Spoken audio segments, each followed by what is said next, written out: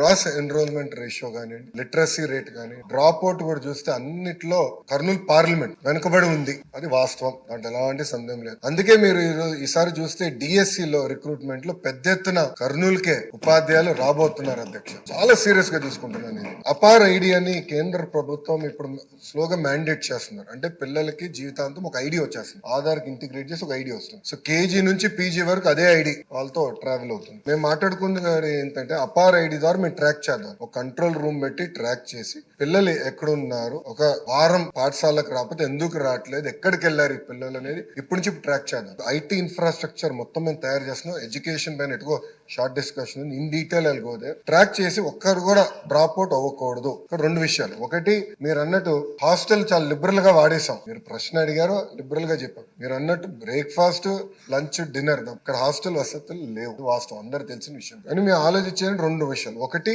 ఇప్పుడున్న సంక్షేమ హాస్టల్స్ ఎట్లా బలోపేతం చేయాలి ఒక భాగం అవుతే వలసలుగా వెళ్తారు అధ్యక్ష. ప్రధానంగా వాళ్ళందరూ మిర్చి సమయంలో ఇక్కడికి వచ్చి గుంటూరులో ఎక్కువ శాతం మంది ఇక్కడ ఉంటారు. సో వాళ్ళు ఇక్కడికి వచ్చినప్పుడు ఇక్కడ అడ్మిషన్స్ ఇవ్వచ్చా, దానికి విధి విధానాలు ఏంటి అంటే వచ్చేది ఒక 4 నెలలు 5 నెలలకి ఇక్కడ అడ్మిషన్స్ ఇచ్చి వాళ్ళ పిల్లలకి చదువు ఇక్కడ కొనసాగించచ్చా, ఎందుకంటే అక్కడ స్కూల్ కిట్ ఎటువ ఇస్తాం కనుక ఇక్కడ చేయొచ్చు. ఆ ట్రాకింగ్ కూడా ఇప్పుడు మొదలు పెడతాం. అది ఒక భాగం. అంటే ఒక పక్కన హాస్టల్స్, ఇంకో పక్కన ఈ ట్రాకింగ్ రెండు ఉంటేనే డ్రాప్ అవుట్ రేట్ తగ్గుతుంది. దాంట్లో ఎలాంటి సందేహం లేదు.